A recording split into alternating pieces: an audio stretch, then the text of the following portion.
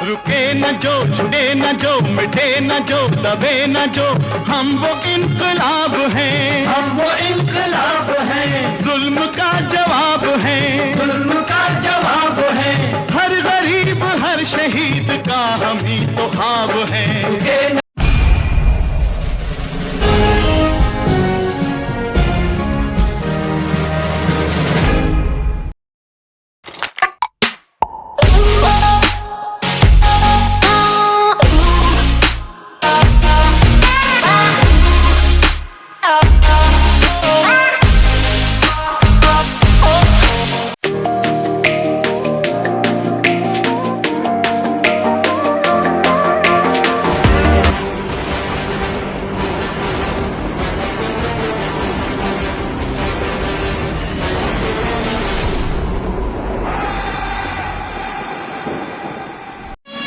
रुके न जो, छुड़े न जो, मिटे न जो, दबे न जो, हम वो इनकलाब हैं, हम वो इनकलाब हैं। जुल्म का जवाब है, जुल्म का जवाब है। हर गरीब हर शहीद का हम ही तो ख्वाब है। रुके न जो,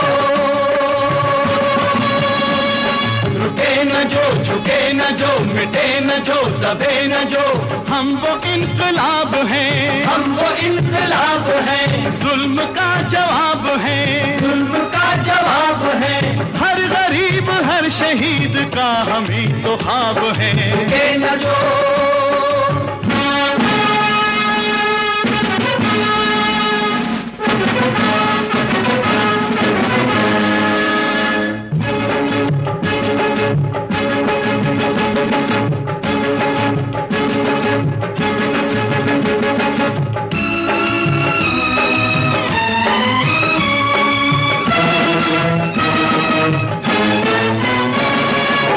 मिटा के ही रहेंगे मजहबों के राज को, तख्त और ताज को, कल के लिए आज को, कल के लिए आज को, कल के लिए आज को। जिसमें ऊंच नीच हो ऐसे हर समाज को, हम बदलते ही रहे हैं वक्त के मिजाज को। साथियों, एक लंबे समय से देश भर में जाति आधारित जनगणना और ओबीसी की जाति आधारित जनगणना को लेकर अभियान चलाया जा रहा है और लगातार ये मांग की जा रही है कि देश में जाति आधारित जनगणना एवं ओबीसी की जाति आधारित जनगणना होनी चाहिए। लगातार पिछले आज़ादी के 75 सालों से कांग्रेस की सरकार रही हो या बीजेपी की सरकारें रही हो, लगातार इस बात से सरकारें इनकार करती रही हैं और ओबीसी समाज को गुमराह करने का काम करती रही हैं और गुमराह करके ओबीसी समाज का वोट तो लेती रही हैं, लेकिन ओबीसी समाज का जो हक है जाति आधारित जनगणना करके संख्या के अनुपात में हिस्सेदारी का जो हक है ओबीसी समाज का, उस हक को देने का काम अभी तक किसी सरकार ने नहीं किया। अभी जब देश के प्रधानमंत्री नरेंद्र मोदी जी खुद अपने को ओबीसी कहते हैं, एक ओबीसी व्यक्ति देश का प्रधानमंत्री होने के बावजूद भी देश में जानवरों की गिनती हो रही है मगर ओबीसी की गिनती नहीं हो रही है। और इसके बावजूद भी नरेंद्र मोदी जी अपने को ओबीसी कहते रहते हैं। पार्लियामेंट में भी इस बात का जिक्र किया गया कि नरेंद्र मोदी ओबीसी हैं, देश के प्रधानमंत्री ओबीसी हैं, मगर एक ओबीसी प्रधानमंत्री होने के बावजूद भी केंद्र सरकार ओबीसी की जनगणना करने के लिए तैयार नहीं। वहीं बिहार में बिहार सरकार ने पिछले दिनों ये फैसला लिया कि वो जातिवार गणना कराने का काम करेगी, जातिवार सर्वे कराने का काम करेगी और जातिवार आर्थिक सर्वे भी कराने का काम करेगी। जब बिहार सरकार ने ये फैसला लिया तो बहुत सारे लोगों के द्वारा ऐसा सोचा गया कि इस पर कोई ज़्यादा बात आगे नहीं बढ़ेगी। कई बार कई सरकारों के द्वारा इस प्रकार के फैसले लिए गए हैं, लेकिन बहुत ज़्यादा बात आगे नहीं बढ़ी। लेकिन बिहार में जाति आधारित सर्वे भी हुआ, गणना भी हुई, क्योंकि जाति आधारित जनगणना कराने का अधिकार तो सेंट्रल गवर्नमेंट को है, लेकिन स्टेट गवर्नमेंट सर्वे करवा सकती है। और स्टेट गवर्नमेंट जब ये सर्वे करवा रही थी तो लगातार इसको लेकर के जो बीजेपी से समर्थित लोग थे और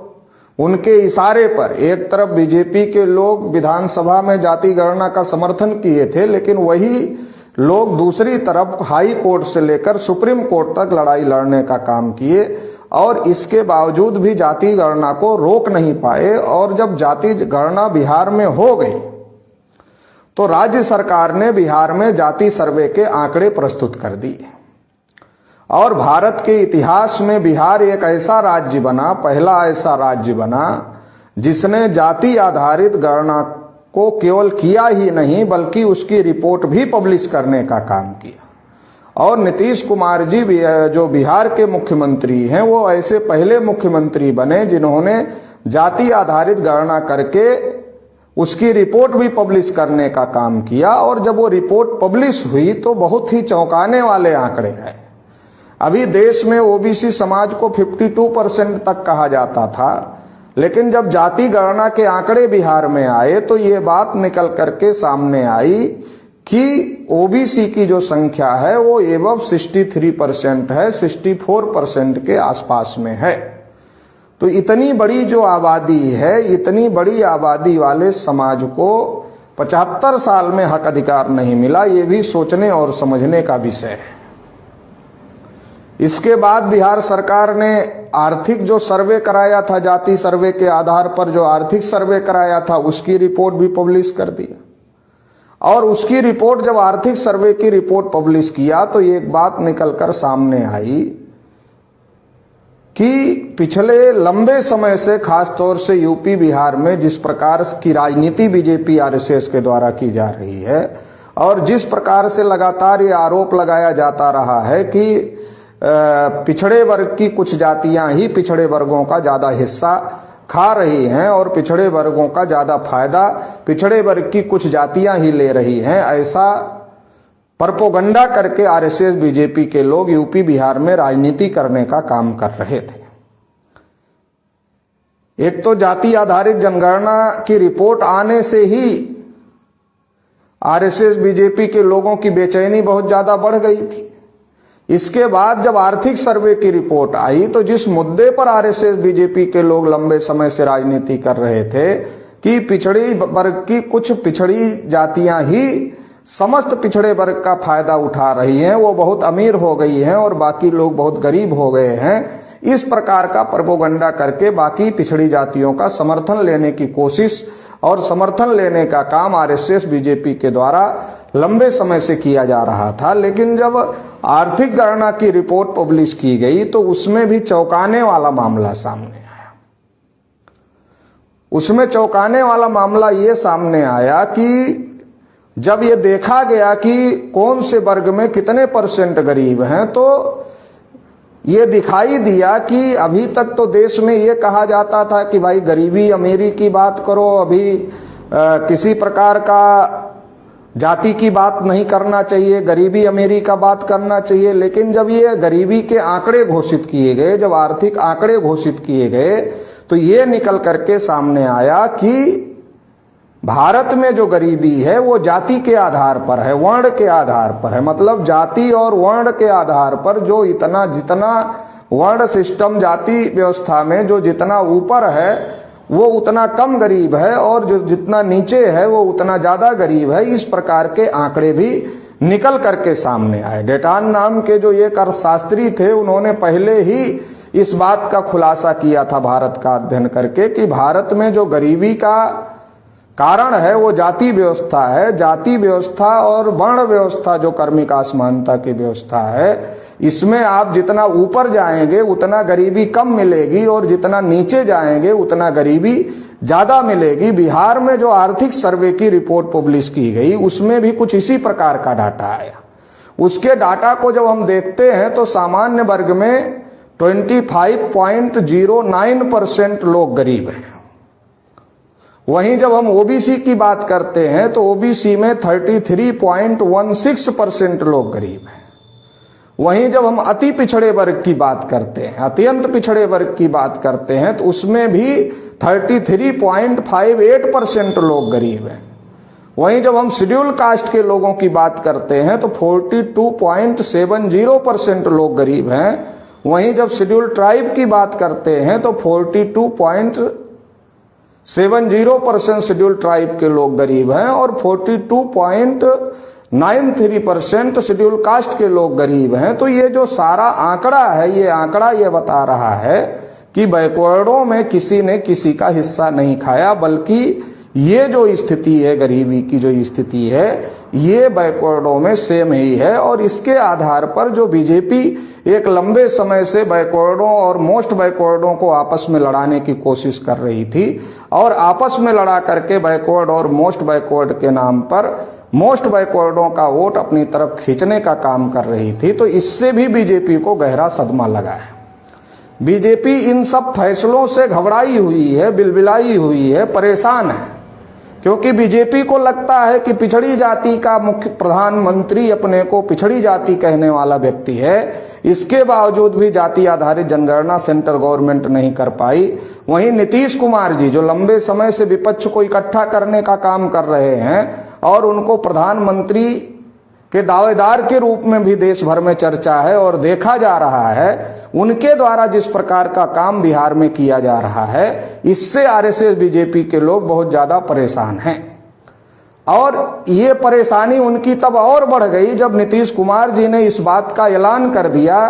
कि अब वो आरक्षण की सीमा भी बढ़ाएंगे, क्योंकि शेड्यूल कास्ट की भी आबादी बढ़ी, शेड्यूल ट्राइब की भी आबादी बढ़ी और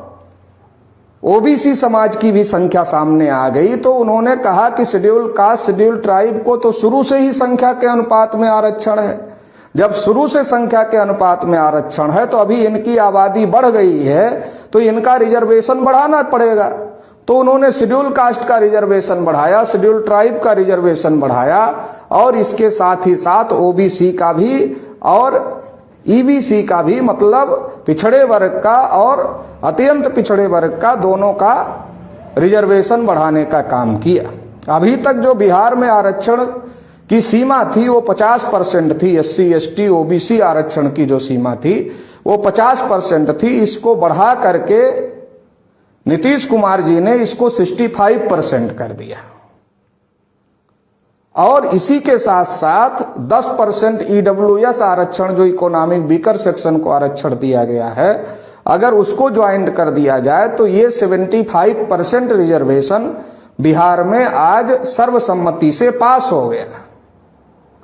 तो ये एक बहुत बड़ा ऐतिहासिक फैसला बिहार सरकार के द्वारा, नीतीश कुमार जी के द्वारा लिया गया। और जो इतना बड़ा ऐतिहासिक फैसला लिया गया, इससे आरएसएस बीजेपी के लोग और ज्यादा घबरा गए। उनको डर लग रहा है कि अब बीजेपी के जो धर्म के नाम पर ओबीसी का वोट बीजेपी के लोग लूटते थे, जाति के नेताओं का चेहरा दिखा करके जो बीजेपी के लोग वोट लूटते थे, क्या अब वो ओबीसी उनके झांसे में फंसेगा? उन्हें इस बात का बहुत ज्यादा डर लग रहा है। और इस बात से जो नीतीश कुमार ने जो इतने बड़े बड़े काम किए, जो इस प्रकार के फैसले लिए, इससे बीजेपी घबरा गई है और घबरा करके नीतीश कुमार का चरित्र हनन करने के काम पर मीडिया के को आगे कर करके और अपने कुछ नेताओं को आगे कर करके आरएसएस बीजेपी के लोग नीतीश कुमार का चरित्र हनन करना चाहते हैं।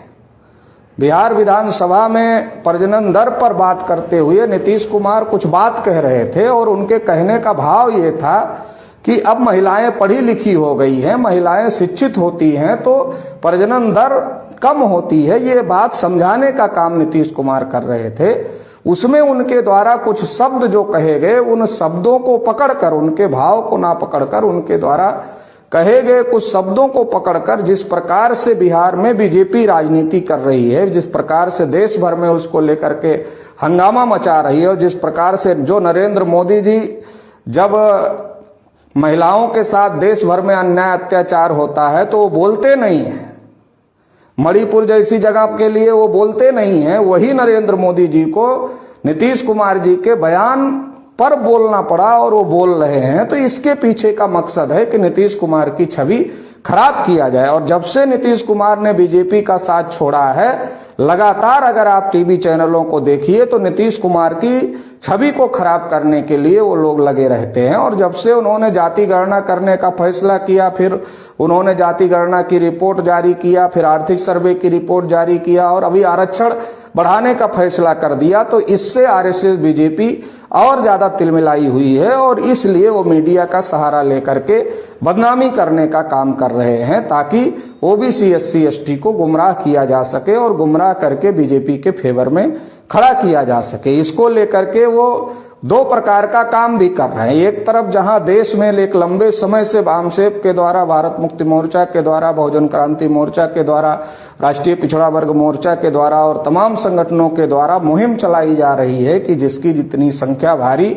उसकी उतनी हिस्सेदारी, और जाति आधारित जनगणना करो वरना कुर्सी खाली करो, इस प्रकार की मुहिम देश भर में चलाई जा रही है। उसका असर आज देशव्यापी हो रहा है, उसका प्रभाव आज देशव्यापी हो रहा है। और जिस प्रकार से बिहार में गणना हुई, इससे जो मामला खड़ा हो गया है देश भर में, तो आरएसएस बीजेपी के लोग दो प्रकार से इसको काउंटर करने के काम पर लगे हुए हैं। पहला, अलग अलग जाति के नेताओं का चेहरा दिखा करके जाति जाति में लड़ाई झगड़ा करवा करके और जाति जाति का नेता दिखा करके जाति जाति का वोट लूटने का कार्यक्रम पहले से भी आरएसएस बीजेपी का चल रहा है। इसको और ज्यादा मजबूत करने के काम पर आरएसएस बीजेपी के लोग लगे हुए हैं। वहीं दूसरी तरफ धार्मिक नाम पर समरसता अभियान चलाने का फैसला भी आरएसएस बीजेपी के द्वारा लिया गया है कि हम समरसता अभियान चलाएंगे, मंदिर में ले जाने के लिए लोगों का अभियान चलाएंगे। मतलब ओबीसी को उनके हक अधिकारों से भटकाकर, जैसे 92 में जब आंदोलन चल रहा था ओबीसी के मंडल कमीशन का 90-92 में, तो उस समय राम मंदिर का आंदोलन चला करके ओबीसी को भटकाया गया था और ओबीसी को भटका करके जो मंडल कमीशन था उसके साथ में धोखाधड़ी करने का काम किया गया, जिससे ओबीसी को हक अधिकार पूरी तरीके से आज तक नहीं मिल पाए। उसी प्रकार की कोशिश आने वाले चुनाव में एक बार फिर करने का काम चल रहा है। और राम मंदिर के नाम पर ही, राम मंदिर के उद्घाटन के नाम पर और फिर राम मंदिर के नाम पर ओबीसी को गुमराह करके उसका वोट और सपोर्ट लेने की कोशिश आरएसएस बीजेपी के द्वारा की जा रही है। तो ये जो तमाम प्रकार के षड्यंत्र देश भर में आरएसएस बीजेपी के द्वारा जाति के नाम पर ओबीसी का वोट लूटने का, धर्म के नाम पर ओबीसी का वोट लूटने का, एक जाति का दूसरे जाति के खिलाफ में भड़का करके वोट लूटने का, या एक धर्म के खिलाफ भड़का करके वोट लूटने का जो षड्यंत्र, और इसमें ओबीसी को फंसाकर ओबीसी के हक अधिकार को खत्म करने का जो षड्यंत्र चल रहा है, इस षड्यंत्र से देश भर में ओबीसी एससी एसटी माइनॉरिटी को सावधान रहना चाहिए। और देश भर में अपने हक अधिकार की जो लड़ाई, एक लंबे समय से हम लोग जो लड़ाई लड़ रहे हैं कि जनगणना होनी चाहिए, संख्या के अनुपात में सबको हिस्सा मिलना चाहिए, जिसकी जितनी संख्या भारी उसकी उतनी हिस्सेदारी, ये जो लड़ाई हम लोग लड़ रहे हैं, आज ये एक रंग ला रही है। और आज देश में हर नेता की मजबूरी हो गई है कि वो जाति आधारित जनगणना की बात करे, हमारी हिस्सेदारी की बात करे। तो ये आज सत्ता पक्ष हो या विपक्ष हो, सबको मजबूर होना पड़ रहा है। जो आरएसएस बीजेपी के लोग सुप्रीम कोर्ट में लिख करके दे दिए कि हम जनगणना नहीं करेंगे, वो भी भाषणों में कहते हैं कि हम इसके विरोध में नहीं हैं। बिहार में मजबूर होकर के उनको समर्थन करना पड़ा, जाति आधारित गणना का भी समर्थन करना पड़ा और अभी जो रिजर्वेशन बढ़ाया गया उसका भी समर्थन करना पड़ा। तो ये कहीं ना कहीं जो लंबे समय से जागृति चलाई जा रही है, इसका परिणाम है, उसकी सफलता है। अभी ये शुरुआती सफलता है। आने वाले समय में देश भर में बड़े पैमाने पर, जितने बड़े पैमाने पर हम लोग अपने मुद्दों को समाज में स्थापित करेंगे, उतने बड़े पैमाने पर समाज में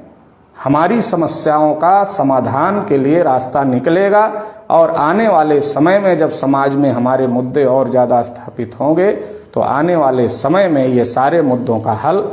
निश्चित रूप से निकाला जाएगा। तो इसलिए हमें आरएसएस बीजेपी के ट्रैप में समाज ना आए, और जाति और धर्म के नाम पर जिस प्रकार से आरएसएस बीजेपी के लोग गुमराह करना चाहते हैं, जाति आधारित जनगणना से, संख्या के अनुपात में हिस्सेदारी से और तमाम जो हमारे हक अधिकार के मुद्दे हैं, उससे जिस प्रकार से ओबीसी समाज को भटकाना चाहते हैं, SC ST के लोगों को भटकाना चाहते हैं, तो इससे समाज को सतर्क करने की जरूरत है। इसलिए राष्ट्रीय पिछड़ा वर्ग मोर्चा के तमाम कार्यकर्ताओं को, पदाधिकारियों को, शुभचिंतकों को हम ये कहना चाहते हैं कि लगातार अभियान चलाएं, गांव-गांव में चौपाल लगाएं और जो हमारे हक अधिकार के मुद्दे हैं उनको लेकर समाज को जागृत करने का काम करें, ताकि लोग गुमराह ना हों और अपने हक अधिकार की लड़ाई लड़ते रहें। बहुत बहुत आभार, धन्यवाद।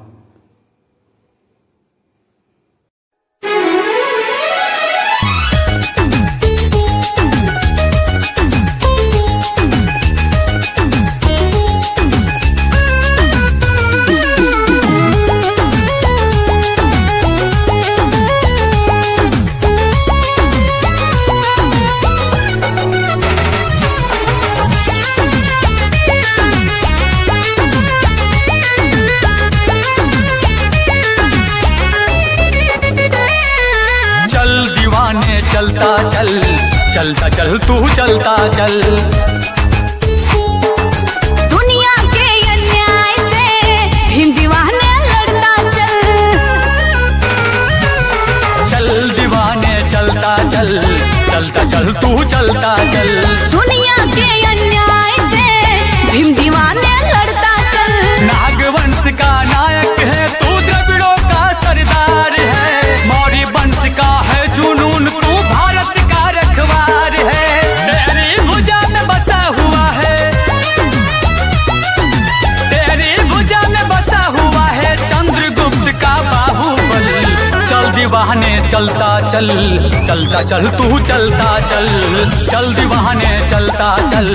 चलता चल तू चलता चल, दुनिया के अन्याय से भीम दीवाने लड़ता चल।